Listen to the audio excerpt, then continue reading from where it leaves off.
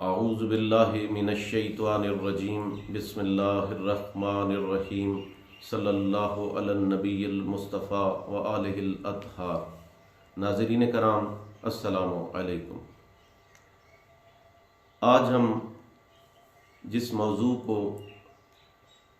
زیر بحث لائیں گے وہ ہے جنات۔ آج اس سلسلے میں پہلا پروگرام ہوگا، اور چونکہ یہ موضوع کافی ایک طویل اور وسیع موضوع ہے تو ہم کئی قسطوں میں اپنے مقصد کو بیان کریں گے۔ آج کی اس نشست میں ہم جنات کا آغاز، جنات کی ابتدا، جنات کی تخلیق، جنات کی پیدائش، اس کے متعلق ایک مختصراً بیان جاری کریں گے۔ ناظرین کرام، تاریخی حوالوں سے اور ہمارے خاندانی روایات کے مطابق جو معلومات ہم تک پہنچی ہیں، اس کے مطابق جس جن کو سب سے پہلے خلق کیا گیا اس کا نام جان تھا، اور قرآن کریم میں کئی جگہوں پہ اس بات کا ذکر ہوا ہے کہ جنات کو آگ سے پیدا کیا گیا۔ قرآن کریم میں اللہ تبارک و تعالیٰ نے فرمایا کہ بے شک ہم آدم کی تخلیق سے پہلے نار سموم سے جان کو پیدا کر چکے تھے۔ ایک اور جگہ پہ سورہ رحمان میں فرمایا کہ ہم نے جان یعنی جنات کو آگ کے بھڑکتے ہوئے شعلے سے پیدا کیا۔ اور ایک جگہ جہاں پہ ابلیس نے اپنی سرکشی کا اظہار کرتے ہوئے کہا تھا کہ میں آگ سے پیدا ہوا ہوں اور آدم طین یعنی مٹی سے پیدا ہوئے ہیں تو میں برتر ہوں، تو ان قرآنی حوالوں سے یہ بات ثابت ہو گئی کہ جنات کی تخلیق آگ سے ہوئی ہے۔ اب جو پہلا جن تھا جس کا نام جان رکھا گیا تھا، یہی ابو الجن تھا، اس کو ابو الجن بھی کہا گیا، اور مختلف روایات میں اس کا نام تارانوس بھی بیان ہوا ہے۔ یہ تارانوس یا ابو الجن جو تھا، یہ ابلیس کی پیدائش سے کم و بیش 1,44,000 سال پہلے اس زمین پر موجود تھا۔ جن کا لغوی معنی ہے نظر نہ آنے والی مخلوق، کیونکہ جب ابو الجن پیدا ہوا تو اس نے اللہ تبارک و تعالیٰ کی بارگاہ میں دعا کی تھی کہ یا رب کریم، ہمارے اوپر کچھ خصوصی مہربانیاں کی جائیں۔ ایک دعا اس نے یہ کی تھی کہ ہم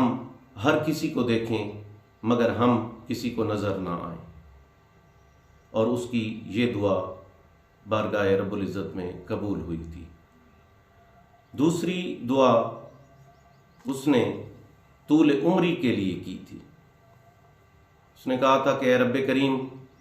ہمیں اتنی زیادہ عمر عطا کی جائے کہ ہم میں سے کوئی جن بڑھاپے تک پہنچنے سے پہلے نہ مرے۔ اور تیسری دعا اس نے یہ کی تھی کہ جب ہم بوڑھے ہو جائیں اور ہمیں موت آ جائے تو مرنے کے بعد ہم زیر زمین تحت الثری تک چلے جائیں، اور یہ دو دعائیں بھی اس کی شرف قبولیت پا گئی۔ ناظرین کرام، آپ بخوبی جانتے ہیں کہ جدید دور ہے، خلا سے لے کر زیر زمین تک وہ معلومات آپ کے سامنے پہنچ چکی ہیں جو اس سے قبل یا ہم سے پہلے آنے والے لوگوں کے معلومات میں وہ باتیں نہیں تھیں۔ یعنی زیر زمین جب ایک خاص فاصلے کے بعد اندر ایک پگھلا ہوا سیال مادہ ہے، اور ہم جیسا کہ بیان کر چکے ہیں جنات بھی آگ سے پیدا ہوئے ہیں، تو جیسے انسان مٹی سے پیدا ہوا اور مرنے کے بعد اس کو مٹی کے سپرد کر دیا جاتا ہے، اس کی قبر بنا دی جاتی ہے، ایسے جنات چونکہ آگ سے پیدا ہوئے ہیں تو تحت الثری میں جا کے مرنے کے بعد وہ پھر آگ سے ملحق ہو جاتے ہیں۔ جنات کی تخلیق کے بعد جنات میں چونکہ جنات آگ سے پیدا ہوئی مخلوق ہے تو ان میں سرکشی کا عنصر بہت زیادہ ہے، ہمیشہ سے یہ سرکش رہے ہیں۔ جنات کی ضمن میں چونکہ اگلے پروگراموں میں ہم تفصیل سے بیان کریں گے، تو اتنا میں بتا دوں کہ جنات کی تخلیق کے کافی لمبے عرصے بعد جب جنات میں سرکشی پیدا ہونے لگی تو ایک نیک جن کو ان کی ہدایت کے لیے مقرر کیا گیا، اور اس جن کا نام تھا چلپا نیس۔ یہ نیک جن تھا اور یہی پہلا شاہ جنات قرار پایا، اور بڑی طویل عرصے کے بعد جب وہ فوت ہوا تو اس کی جگہ ایک اور جن کو مقرر کیا گیا جس کا نام ہاموس تھا، اور ہاموس وہ جن تھا جس کے دور حکومت میں یا جس کی سرداری کے دوران ہی وہ جنات پیدا ہوئے جن کا نام چلیپا اور تبلیس تھا، اور یہی ابلیس کے ماں باپ قرار پائے۔ ابلیس کے موضوع پر ایک الگ سے پروگرام ہوگا۔ ابھی میں جنات کی اقسام کے بارے میں کچھ بتانا چاہوں گا کہ حدیث مبارکہ کے مطابق جنات کی 3 قسمیں بیان ہوئی ہیں۔ ایک جن وہ ہیں جو ہواؤں میں اڑتے رہتے ہیں۔ ہواؤں میں اڑنے والے جن وہ ہیں جو ان کو پر عطا کیے گئے ہیں، اور ان کی سرگرمیاں زیر آسمان تک جاتی ہیں اور دوسرے ستاروں تک جاتی ہیں، اور اس کا قرآن پاک میں ذکر بھی ہوا ہے، اور یہ بھی بیان ہوا ہے کہ کیسے ستاروں کو اور شہاب ثاقب کو ان جنات کو مارنے کے لیے اور بھگانے کے لیے استعمال کیا جاتا ہے۔ اس کے اوپر بھی ایک تفصیل سے نشست ہوگی۔ دوسری قسم وہ ہیں جو اپنی شکلیں بدلتے رہتے ہیں، یعنی جیسا کہ ہم نے پہلے بیان کیا تھا کہ جنات اپنی اصلی صورت میں کسی کو نظر نہیں آتے، البتہ یہ شکلیں بدل کر نظر آ جاتی ہیں۔ سب سے زیادہ یہ سانپ اور کتے کی شکل میں نظر آتے ہیں، اور کسی انسان کی صورت میں بھی نظر آ سکتے ہیں، انسان کو خود اپنی صورت میں بھی نظر آ سکتے ہیں۔ اور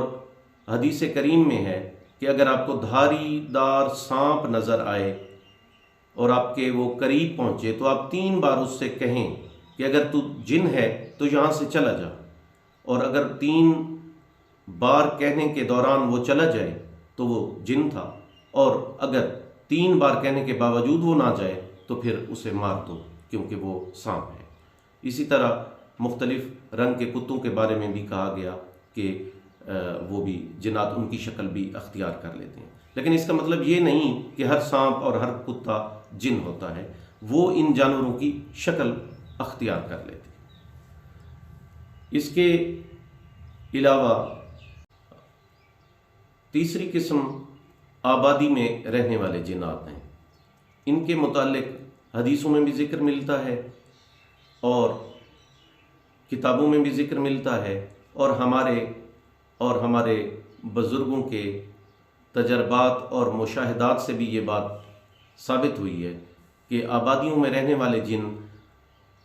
یہ انسانوں کے گھروں میں رہائش رکھتے ہیں یا انسانوں کے آس پاس موجود درختوں پر بسیرا کر لیتے ہیں۔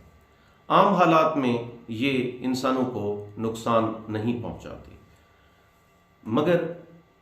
کبھی کبھار اچانک سے ایک گھر میں امن سے رہنے والے جنات بھی گھر والوں کی کسی حرکت سے جو ان کو ناگوار گزرے غصے میں آ جاتے ہیں، پھر یہ تنگ بھی کرتے ہیں اور نقصان بھی پہنچاتے ہیں۔ یہاں پہ اس بات کی بھی میں وضاحت کر دوں کہ جنات کچھ معاملات میں انسانوں کی طرح ہیں۔ مثلا جنات میں نیک جن بھی ہوتے ہیں، برے اور سرکش جن بھی ہوتے ہیں۔ جنات کے عقائد بھی ہوتے ہیں، بلکہ میرے اپنے مشاہدے کے مطابق میرا واسطہ مسلمان جنات سے بھی ہوا اور عیسائی، سکھ اور ہندو جنات کے ساتھ بھی واسطہ ہوا۔ تو یہ انسانوں کی طرح مختلف عقائد بھی رکھتے ہیں، اور عادات بھی ان کی ایسی ہوتی ہیں کہ کچھ جنات اگر کہیں پہ بسیرا کر لیتے ہیں تو وہ وہاں پہ نیکی کا پرچار کرتے ہیں، لیکن چونکہ یہ آگ سے پیدا کی ہوئی مخلوق ہے تو عام طور پر ان کی اکثریت شرپسند اور سرکش ہی ہوتی ہے، اور وہ انسانوں کو تنگ کرتی ہے اور انسانوں کے لیے مسائل پیدا کرتی ہے۔ اور جنات کی کئی ذیلی اقسام بھی ہیں جن کا آگے چل کر ذکر ہوگا۔ کچھ ایسے جنات ہیں جو صرف سوتے ہوئے انسان کو تنگ کرتے ہیں، یہ انسان کے سینے پہ سوار ہو جاتے ہیں، پھر اس کو گھبراہٹ بھی ہوتی ہے، لیکن جب تک وہ وہاں سے اٹھ نہ جائیں انسان بیدار بھی نہیں ہو سکتا اور تکلیف میں بھی رہتا ہے۔ اسی طرح کچھ جنات ایسے ہیں جنہیں خنسب کہا گیا، جو دوران نماز ہی وسوسے پیدا کرتے ہیں۔ اسی طرح ایک انسان کے ساتھ پیدا ہونے والا وہ جن ہے جن کا قرآن میں کئی بار ذکر ہوا، جسے ہمزاد کہا جاتا ہے اور قرآن میں اسے قرین کہا گیا ہے۔ تو جنات کی کئی اقسام ہیں، آنے والے پروگراموں میں ان کے اوپر بات کریں گے۔ ناظرین کرام، جنات چونکہ آدم علیہ السلام سے پہلے کی تخلیق ہے اور زمین پہ موجود تھے، اور ہمیشہ سے جنات نے انسانوں کو اپنا حریف سمجھا، تو یہ ہر دور میں جب سے انسان کی تخلیق ہوئی ہے انسانوں کے ساتھ برسر پیکار رہے ہیں کسی نہ کسی صورت میں۔ تو یہ جب انسان کو تنگ کرتے ہیں تو ان کا تدارک بھی ہے، تحفظ بھی ہے اور بچاؤ بھی ہے۔ اس پروگرام میں ہم نے مختصراً ذکر کیا جنات کے آغاز کا، ان کی پیدائش کا۔ اگلے پروگراموں میں ہم اس بات پہ بات کریں گے، اس موضوع پہ بات کریں گے کہ کس کس انداز میں جنات انسان کو تنگ کرتے ہیں یا تکلیف پہنچاتے ہیں، اور دین اسلام میں اور قرآن کریم میں جنات سے تحفظ اور بچاؤ کے لیے کیا طریقے بتائے گئے ہیں، اور وہ کیا طریقے ہیں جو ایک مسلمان اختیار کر کے جنات و شیاطین کے شیطانی حملوں سے بچ سکتا ہے۔ اللہ تعالیٰ آپ کا حامی و ناصر ہو۔ والسلام۔